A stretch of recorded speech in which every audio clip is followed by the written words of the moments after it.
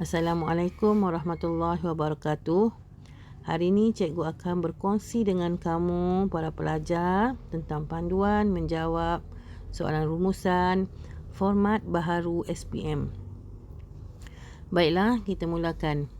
Bahan untuk soalan rumusan terdiri daripada sekurang-kurangnya 2 bahan dari sumber yang berbeza, tetapi mempunyai tema yang sama. Ingat ya, bahawa 2 bahan. Setiap soalan rumusan sekurang-kurangnya ada 2 bahan dan kemungkinan juga boleh terdapat 3 bahan.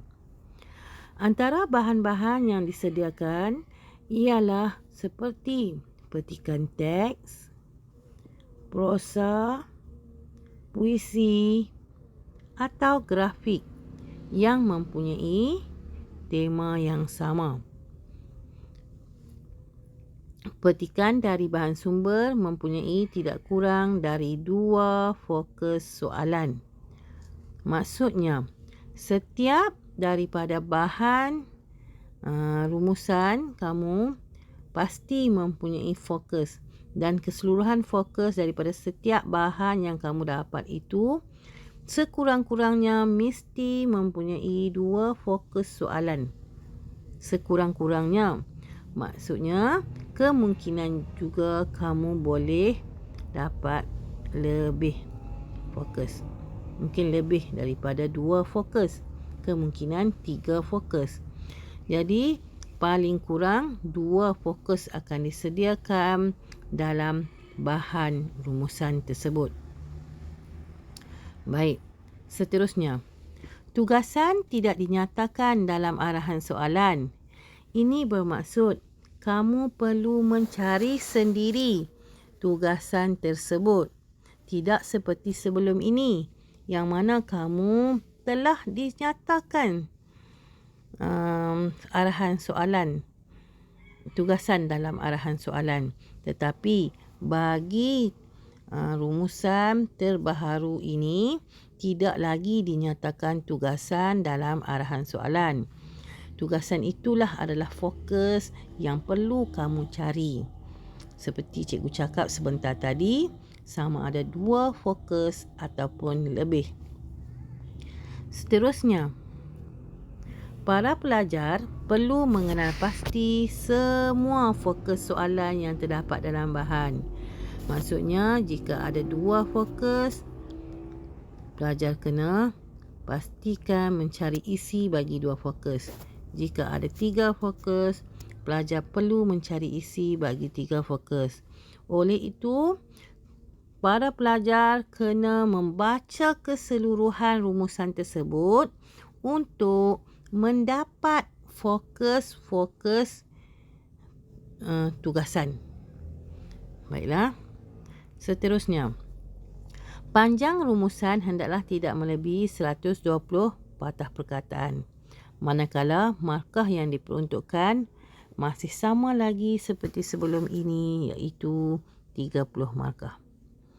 Baik, seterusnya kita pergi kepada langkah untuk menyiapkan rumusan tersebut.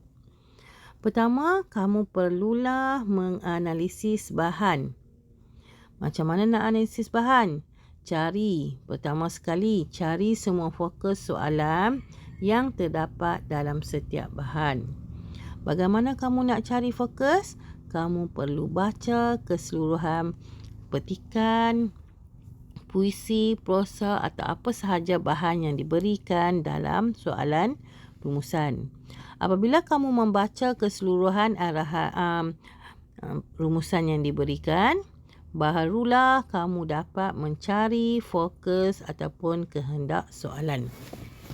Seterusnya, para pelajar perlu mengenal pasti isi-isi penting yang terdapat dalam setiap fokus soalan. Jika ada 2 fokus, setiap fokus ini perlulah ada isi. Jika ada 3 fokus, fokus ketiga juga perlu ada isi. Antara fokus soalan yang selalu terdapat pada bahan adalah seperti berikut. kita lihat cara usaha, langkah, kaedah, strategi, faedah ataupun manfaat ataupun kebaikan ataupun kepentingan. Seterusnya faktor, punca, sebab, peranan, tanggungjawab, tugas, akibat, kesan, implikasi, masalah, kekangan, halangan ataupun cabaran. Baik, ini antara fokus-fokus yang biasanya diletakkan ataupun diwujudkan dalam rumusan yang diberikan kepada kamu. Jadi kamu perlu cari sama ada fokus yang terdapat dalam rumusan itu ataupun kehendak soalan yang terdapat dalam rumusan itu, sama ada diperlukan usaha, langkah-langkah, perlukan faedah, perlukan manfaat. Jadi kamu perlu cari 3 sahaja daripada fokus, 2 sahaja sekurang-kurangnya ataupun mungkin lebih kepada 3 fokus. Seterusnya, langkah kedua, menulis pendahuluan. Kamu perlulah bina pendahuluan dari fokus yang diperoleh daripada bahan. Contohnya, kamu perlu mulakan rumusan ayat kamu dengan rumusan membincangkan.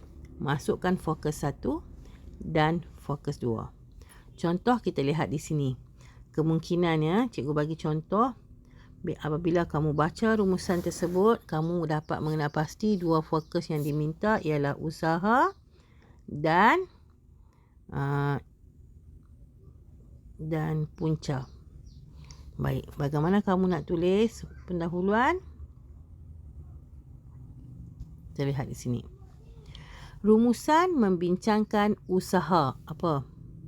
Contohnya, rumusan membincangkan usaha untuk memartabatkan bahasa Melayu. Dan fokus 2 tadi kita kata punca. Dan punca bahasa Melayu punca bahasa Melayu telah diabaikan. Jadi kamu masukkan kedua-dua fokus ke dalam satu ayat. Jika ada 3 fokus, jika dalam rumusan tersebut apabila kamu cari terdapat 3 fokus, contohnya kamu lihat di sini, mungkin dia dapat kaedah. Fokus dia, okey, usaha, punca dan tanggungjawab. Contohnya dia dapat 3 fokus. Fokus 1 usaha, fokus 2 punca, fokus 3 tanggungjawab. Jadi macam mana kamu nak buat? Kita lihat di sini. Rumusan membincangkan tadi kita cakap usaha memartabatkan bahasa Melayu, koma. Jadi yang kedua kita cakap ialah kesan. Usaha memartabatkan bahasa Melayu, kesan jika bahasa Melayu dipinggirkan, dan tanggungjawab masyarakat dalam memartabatkan bahasa Melayu. Jadi kamu boleh tulis seperti berikut. Seterusnya, langkah 3, menulis isi. Cara menulis isi ialah kamu perlu gariskan semua isi dalam setiap fokus. Iaitu fokus 1, fokus 2 dan sekiranya ada juga isi dalam fokus 3. 8 isi lengkap wajib diambil. 8 isi wajib diambil daripada setiap fokus yang dinyatakan. Contohnya, jika terdapat 2 fokus, kamu perlu cari 8 isi daripada kedua fokus. Ini mungkin 3 isi daripada fokus pertama, 5 isi daripada fokus kedua. Ataupun 4 isi pada fokus pertama, 4 isi pada fokus kedua. Baik. Kemudian jika ada 3 fokus, kamu perlu bahagikan kepada 3. 1, 2, 3 fokus. Jadi 8 isi daripada setiap fokus.